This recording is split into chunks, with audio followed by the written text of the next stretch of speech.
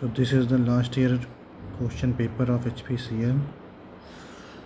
In this exam paper, first part is English language.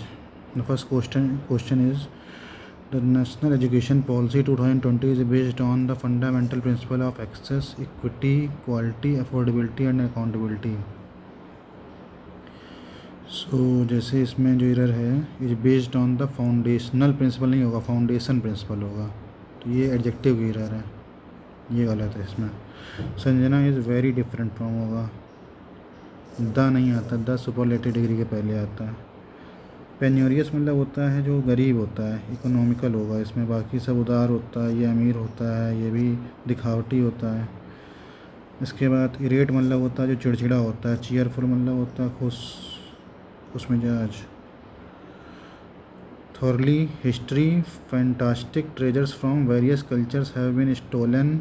और अब यहाँ जो है एक एडजेक्टिव आएगा, तो एडजेक्टिव जो है मिस्टीरियसली आएगा, क्योंकि इसका मतलब होता है मिस्टीरियस, कुछ जिसमें मिस्टीरियस होता है, मिस्ट्री होती है, तो वैसा कुछ वर्ड. तो फोर्थ इसमें होगा रॉक द बोट, ये इडियम है, इसका मतलब होता है एक्ट विदाउट थिंकिंग.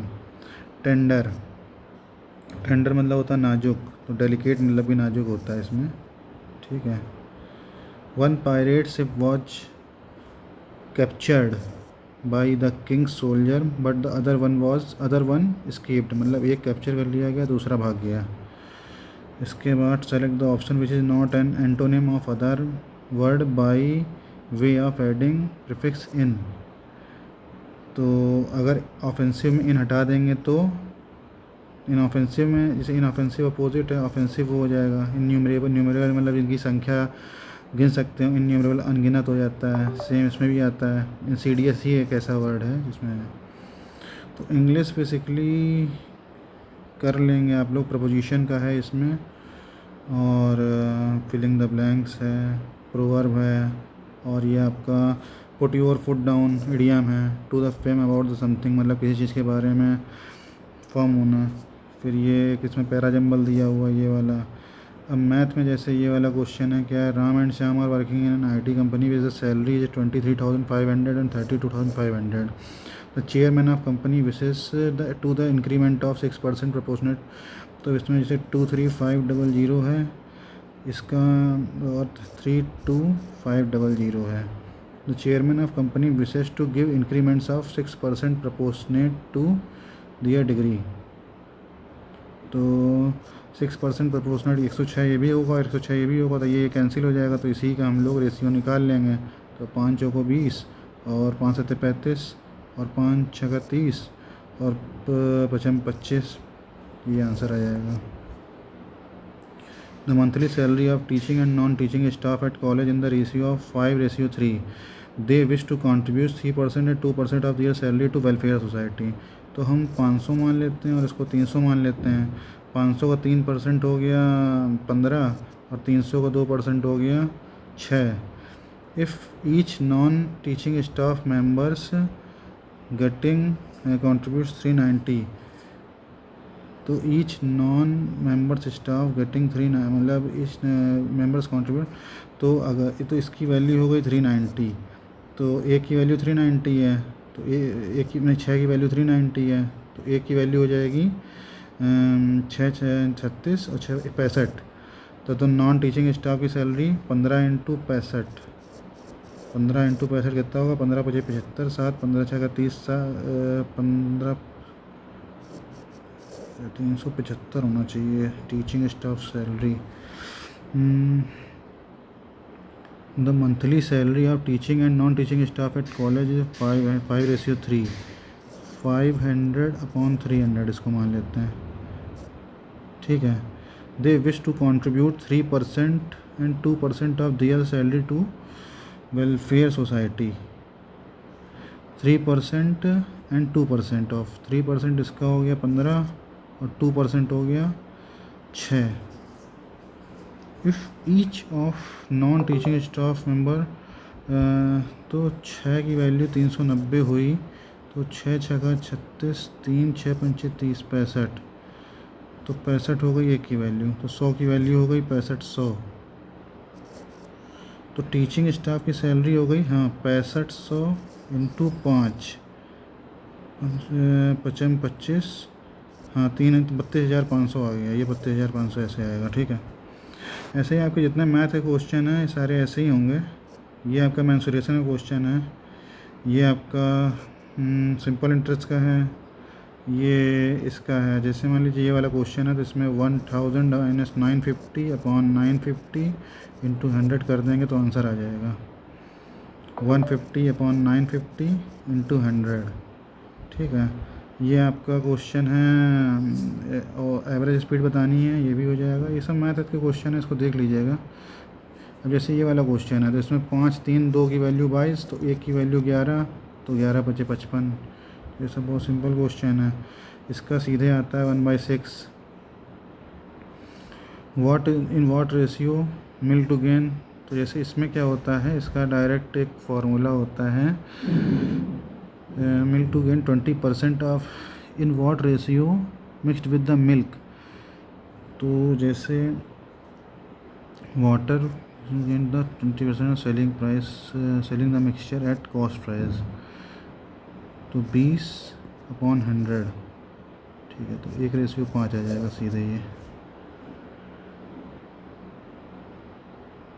अब जैसे ये वाला क्वेश्चन है √14 to 45, अब इसमें क्या होगा, √7 प्लस √5, नहीं √9 होगा, √9 प्लस √5 प्लस 9, ऐसे हो जाएगा तो √9 3 आ जाएगा, 3 ये आंसर आ जाएगा। ऐसे अब ये क्वेश्चन है 2018 से 19 में कितना चेंज हुआ, 2018 से 19 में कितना चेंज हुआ, 18 ऑरेंज है, 19 सिल्वर है, तो 3/12 इंटू 100, तो हो गया 25% आ गया, यही आंसर है, ठीक है। तो ऐसे ही मैथ हो जाएगा पूरा। मैथ के इस टाइप के क्वेश्चन है, ठीक है। अब इसमें ये आ गई रीजनिंग, तो रीजनिंग में ये आ गया लाइन वाला क्वेश्चन है, ये कोडिंग डिकोडिंग है। ये आपका जो क्वेश्चन है ये नंबर सीरीज वाला क्वेश्चन है, इसमें भी प्रैक्टिस करेंगे तो आ जाएगा। अब जैसे ये 26 छक्का 606,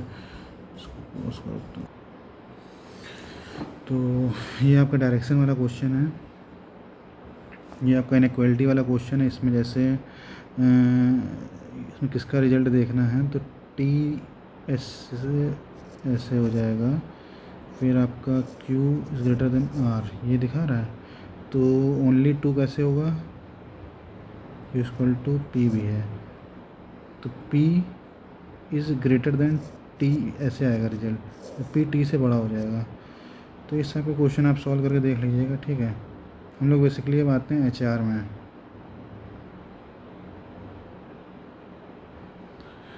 विच of the following is not one of the training and development matrix in HR। तो ट्रेनिंग एंड डेवलपमेंट मैट्रिक्स मैंने बोला था एक मैट्रिसेस का आपका हैगा ट्रेनिंग मैट्रिक्स, तो ये ट्रेनिंग टेन्योर नहीं होता है, ये HR मैट्रिसेस में आपको पाने को मिलेगा, बाकी सब होते हैं। विच of the following is quantitative, quantitative ये होता है PFRC, P मतलब पॉइंट रेटिंग, फैक्टर कंपैरिजन हो गया, ये आपके क्वांटिटेटिव होते हैं, और बाकी दोनों ये होते हैं मतलब रैंकिंग, और जो दूसरा वाला होता है वो क्वालिटेटिव होते हैं। कॉन्ट्रैक्टर इज डिफाइंड अंदर सेक्शन 21C में होता है।